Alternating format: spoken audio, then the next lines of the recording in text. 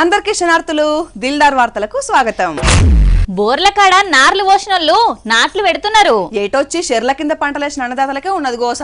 ఏమో కాలం సల్లగుండా వస్తున్న రామశిల్క పోతున్న రామశిల్క అన్నట్టే చేయబట్టే సర్కారు కూడా అందరూ వరి పంట వేయొద్దని అంటున్నది కదా. మరి నీళ్లు లేకపోతే మొదటికే మోసం అవుతుంది కదా. మరి ఏం చేసుడు ఎట్లా చేసుడు అగో చెప్తున్నాడు గీ సారు. పొలం వేసుకుంటే ఒక నెల తర్వాత 2 నెలల తర్వాత నీళ్లు రాకపోతే అది ఎండిపోతే నన్ను శాపనార్థాలు పెట్టారు.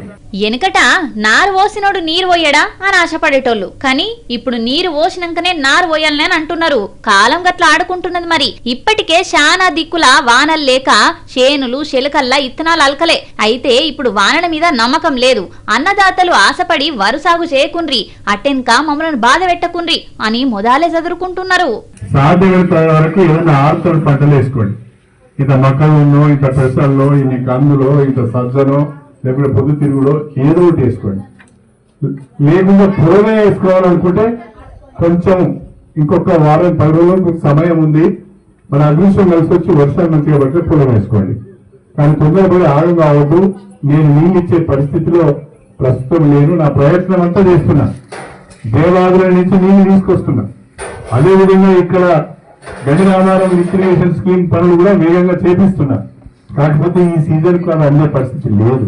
కాలం లేదు, కాలువతోని పంటలు వండే పరిస్థితి లేదు. అందుకే తక్కువ నీళ్లతోని సేద్యం చేసుకోవాలి అని అంటున్నాడు కడియం సారు. ముందు పోతే నువ్వు వెనుకకు పోతే గొయ్య అన్నట్టయింది ఈ వానలు చేయబట్టి అన్నదాతల పరిస్థితి. ఇప్పటికే విత్తనాలు ఎరువుల మందులు తెచ్చుకొని ఇంట్లో పెట్టుకున్నారు. ఇప్పుడు కాలం చూస్తేనేమో ఎప్పుడొస్తుందో తెలియదు. ప్రాజెక్టులనేమో నీళ్లు లేవు. సేద్యం సాగేది ఎట్లనో ఇక తెలియక ఆగం పరిస్థితులు ఉన్న రైతన్నలు. ఆనాటి హృదయాల ఆనంద గీతం ఇదేలే ఇదేలే. ఆనాడేమన్నంటినా తిరుపతి నిన్నాడేమన్నంటినా తిరుపతి. నేను పాట వాడినంటే వార్త ఉంటది, మరి నువ్వెందుకు వాడుతున్నట్టు? నువ్వు వాడుతున్నావని వాడినా. పాత సినిమాలలో టైటిల్స్ వాడేటప్పుడు తప్పిపోతే మళ్ళా క్లైమాక్స్ లో గిట్లాంటి పాటలతోటి కలుసుకునేది. అప్పుడంటే టెక్నాలజీ లేక ఎట్లా కలుసుకోవాలో తెలియక పసిపోరాలుగా పోయి ముసలోళ్ళైనాక కలిసేది. ఇప్పుడు గంట టైం లేదు. టైం అయితే పట్టింది గానీ టెక్నాలజీ పనికొచ్చింది. అర్థం కాలేదు. కర్నూలులో ఏం జరిగిందో చూడు. 30 ఏండ్ల కింద తప్పిపోయిన కొడుకొచ్చి కండ్ల ముంగటుంటే ఎవ్వరికైనా జరసేపు నమ్మశక్యం కాదు. వాడేనా కాదా అని అనుమానాలొస్తాయి. కానీ అది నిజమే. వచ్చిన పిల్లగాడు కొడుకే అని తెలిస్తే మాత్రం ఆ తల్లికి ఎంత ఆనందం ఉంటదో మాటల్లో చెప్పలేం. అగో గట్లనే జరిగింది ఈ తల్లికి కూడా. కన్ఫ్యూజన్ అయిపోయింది. ఆ రోడ్లో 2 టైమ్స్ రౌండ్ కొట్టిండాను. తర్వాత అడిగిన తర్వాత తిప్పనవల్లిలో అదే ఎదురుగడని చెప్పింది. అప్పుడు ఉండింది మా చిన్న ఇంటి దగ్గర ఒక చెట్టు ఉండింది. ఆ చెట్టుకు లేదు, స్లైడ్ ఉండింది. ఆ స్లైడ్ లేదు, ఇప్పుడు లెవెల్ అయింది. దాని నుంచి కన్ఫ్యూజన్ అయిపోయింది. నాకేమో ఆస్తి ఏమొద్దు, వాళ్ళు చేసుకునేది బాగుంది. కర్నూలు జిల్లా ఎమ్మినగూరుల 30 ఏండ్ల కింద 10వ తరగతి ఫెయిల్ అయి పారిపోయిండట గీ రాముడు. మరి ఎక్కడ తిరిగిండో, ఏ రాష్ట్రంలో బతికిండో, ఉన్న ఊరు కన్న తల్లిని కలుసుకోలేకపోయిండు. మళ్ళా ఇన్నేళ్లకు సర్పుణ్యమా అని అడ్రస్ దోలాడుకుంటొచ్చిండు. ఓటర్ లిస్టు రాసేటప్పుడు ఇంటి పేర్లు పుట్టు పూర్వత్రాలు బయట పడతాయి కదా, అట్లా మొత్తానికి దోలాడుకుంటొచ్చి తల్లిని కలిసిండు. గతమంతా పూసగుచ్చినట్టు చెప్పేసరికి నా కొడుకే అని నమ్మింది ఆ తల్లి. ఇక కొడుకును చూసి తల్లి మనసు ఎట్లుంటదో ప్రత్యేకంగా చెప్పాల్సిన పనే లేదు. అమ్మ ఆవేదన చూసి కొడుకు చుట్టుముట్టు జనం కూడా ఆనంద బాష్పాలు తీసిరంటే నమ్ముండ్రి. మరంతే కదా నుల్లా. లేడు ఇక రాడు అని అనుకున్న కొడుకు కండ్ల ముంగట ప్రత్యక్షమైతే ఎట్లుంటది చెప్పుండ్రి. రాముడు ఇప్పటికైనా మంచి బాలు లెక్కుండు, మళ్ళా అలిగి అమ్మ నిడిసిపోకు సరేనా అని అంటున్నారు గీ ముచ్చటిన్నోళ్ళు. ఓష్ని ఎప్పుడు ఎట్లుంటుందో తెలియదు, ఎప్పుడు మీదికి పోతుందో, ఎప్పుడు దబేళ్ళ కింద పడుతుందో తెలియదు. చూసేటోళ్ళకి గట్లనే అనిపిస్తుంది. బీపీ అప్ అండ్ డౌన్ అవుతుంటే నీకేమైనా ఎప్పి పడతారా ఏంది? ఓష్ని ఇప్పుడు నువ్వెందుకు బీపీ పెంచుకుంటున్నావు? నువ్వు నన్నే కదా అంటున్నావు. సుయ్యి అంటే నాకో బూర నురుకొస్తావు. మాట గాని మాట ఏందో చెప్పురా. టమాటా. అరే భలే చెప్పినావు పో. టమాటా ధర కూడా మాట మీద ఉంటలేదు. మొన్నటికి మొన్ననే బగ్గమన్నదా, మళ్ళీ ఇప్పుడేమైంది? అగజూడు ఎట్లేడుస్తున్నదో. బంగారం ధరల కన్నా ఓ గ్యారంటీ ఉంటది గాని టమాటా ధరలకు ఉండదయా. బంగారం మార్కెట్ అంచనేయచ్చేమో గాని టమాటా మార్కెట్ ను ఎవ్వరు అంచనేయలేకపోతున్నారు. మొన్నటిదాకా బాగానే ఉన్నది ధర. ఇక పంట చేతికొచ్చి ఆటోలు నింపుకొని మార్కెట్లకు రాగానే స్టాక్ మార్కెట్లు వడిపోయినట్టే పడుతుంటాయి. చూడుండ్రి, పండించేటప్పుడు లక్షలు పెట్టుబడులు పెట్టి ఎన్నో కష్ట నష్టాల కోర్చి పంట తీసి ఇక లాభాలు కండ్ల చూద్దామని అనుకుని మార్కెట్ కు వస్తే వాళ్ళ పరిస్థితి ఎట్లున్నదో ఇనుండ్రి. అప్పులు చేసి కుప్పలు పెట్టుకొని ఏమే అప్పులు ఇళ్ళకాడ తిరుగుతూ ఉంటే చాలా పరిస్థితి చాలా దారుణంగా ఉంది మా పని. ఏమే ఎకరాకు వచ్చి 3 లక్షలు 4 లక్షలు ఖర్చు వస్తూ ఉంది. ఇప్పుడు టమాటాలు వేసుకొస్తే ఏమీ లాభం లేకుండా ఏమే 20, 30, 40, 50 కాడికి వస్తూ ఉంది రేట్లు. రైతు ఆ ప్రకారం గడ్డ కట్టేది. బయట మనం కిలో 40 పెట్టుకుంటాం, పండించిన రైతుకు డబ్బా మొత్తానికి కూడా 50 ఇస్తలేరు. గట్టిగా మాట్లాడితే అసలు పంట బాలేదు అని వెనక్కి మలుపుతున్నారట. ఇంకేం చేస్తారిగా, అగ్గువకో సగ్గువకో ఆన్నే వసిపోతారు. కడుపు మండితే ఏ పెంట కుప్పంలో వస్తారు. టమాటాకు నెంబర్ 1 మార్కెట్ మదనపల్లి రైతులే గిట్ల మదన పడుతున్నారు. ఇక సర్కార్ ఏమన్నా కల్పించుకొని గిట్టుబాటు ధర ఇప్పియాలని కోరుతున్నారు. పండించినోనికి లాభం లేదు, కొని తిన్నోనికి లాభం లేదు. నడుమ చెమట సుక్క గారకుంటే ఏసీలో కూర్చొని లాభాలు తీస్తున్నారు. ఇది వ్యాపారం, అంతే ఉంటది.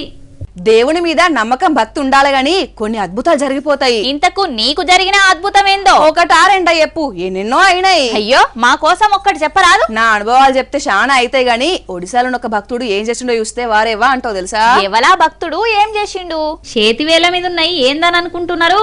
జగన్నాథ స్వామి, బలభద్ర స్వామి, సుభద్రాదేవి రథాలు. ఇవి తమ్ముడే తయారు చేసిండు. పేరు ప్రత్యూష్ కుమార్.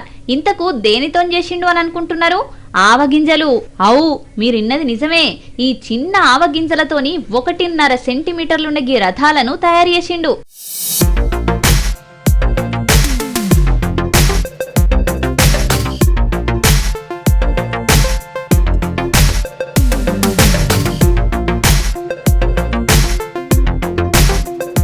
ఆరు రోజులు 300 ఆవగింజలతోని దునియాల్నే అత్యంత చిన్న రథాలను తయారు చేసి ఆ జగన్నాథ స్వామి మీద భక్తిని చాటుకున్నాడు. ఏందో ఈ నడుమ జనాలకు క్రియేటివిటీ బాగా పెరిగిపోతుంది. జంక్ ఫుడ్ తిని బుర్రలు గట్ల పనిచేస్తున్నాయి కావచ్చు.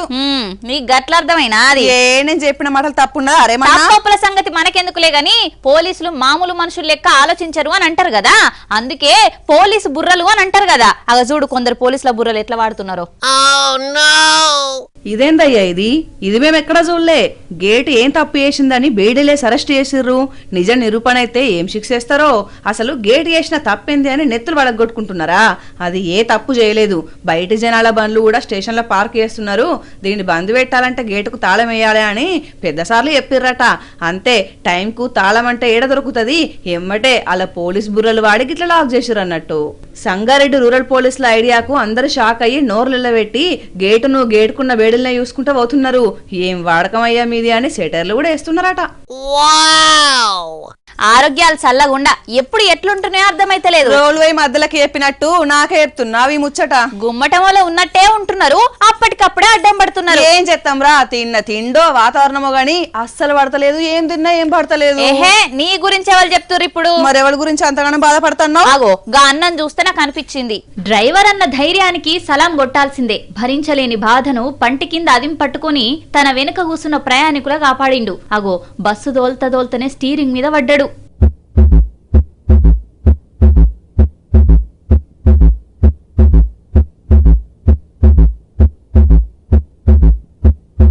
నెల్లూరు జిల్లాకు చెందిన డిపో బస్సు. అప్పటిదాకా మంచిగానే స్టాఫ్లల్లా ఆపుకుంటా ఎక్కేటోళ్ళని ఎక్కించుకొని దిగేటోళ్ళని దింపిండు. ఇక పానం ఎట్లనో అయిందట. మరి ఎట్లా ఓపిక తెచ్చుకున్నాడో ఆ దేవునికే తెలియాలే. ఏ మాత్రం పానం గురించి ఆలోచించకుండా రోడ్డు పక్కకు బస్సు ఆపి అప్పుడు అడ్డం పడ్డాడు. పాపం ఇక ప్రయాణికులు చూసి అయ్యో డ్రైవర్ పడ్డడం దగ్గరికి పోయేసరికి సల్ల చెమటలు పట్టి బేవసలైండు. ఊరోళ్ళు ప్రయాణికులంతా కలిసి దగ్గర పట్ల దావకానికి తోలకపోయినరు. ఇప్పుడు జర నిమ్మలమైండు. మొత్తానికి ఏ ముప్పు లేకుండా తాను 40 మంది ప్రాణాలు కాపాడితే ప్రయాణికులు డ్రైవర్ అన్న ప్రాణాలు కాపాడిర్రు. కదిలే కాలమా కాసేపు ఆగవమ్మా, జరిగే వేడుక కల్లార చూడవమ్మా. ఆహా గట్టిగానే ప్రాక్టీస్ చేస్తున్నావు పాటలు. ఏదైనా దావతుందా ఏంది? ఇక ఉంటాయి కదా, పోయిన కాడ మళ్ళా పాడు సిరి అని అంటే నాకు రావంట చిన్నతనం అవుతుంది. అంతేగాని అంత పెద్ద సింగర్ రాదంటే మంచిగా ఉండదు. అన్నితుల పాటలు నేర్చుకోవాలి. అంతెందుకు, దిల్దార్ల పండుగ వచ్చిందంటే నేను పాట పాడకుంటే ఆడియన్స్ ఊకుంటారా?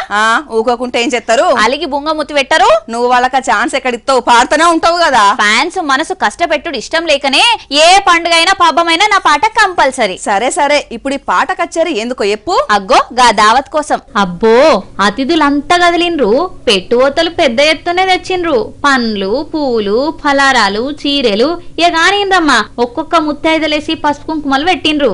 డబ్బున కార్యం షురు చేయండ్రిగా.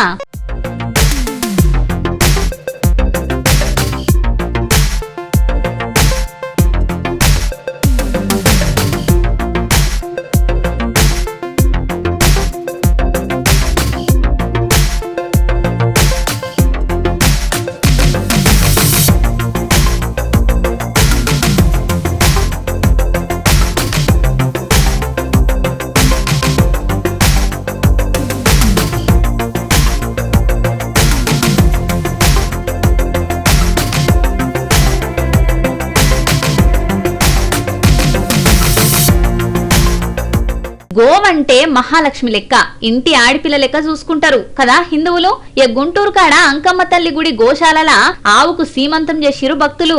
అట్లనే ఇదివరకు సీమంతం చేసిన ఆవు లేగదూడని కన్నది. పనిల పని ఆ దూడకు బారసాల కూడా వేసిర్రు. ఈ ఆవుకు సీమంతం చేసిర్రు. గో మహాలక్ష్మికి ఏం తక్కువ కాకుండా పేయంత బొట్లు గంధం పెట్టి మీద చీర సింగారిచ్చి కొమ్ములకు గాజులేసిర్రు. అచ్చం ఆడిపిల్లలకు ఎంత ఘనంగా చేస్తారో అంత ఘనంగా శాస్త్రోత్తకంగా చేసిర్రు.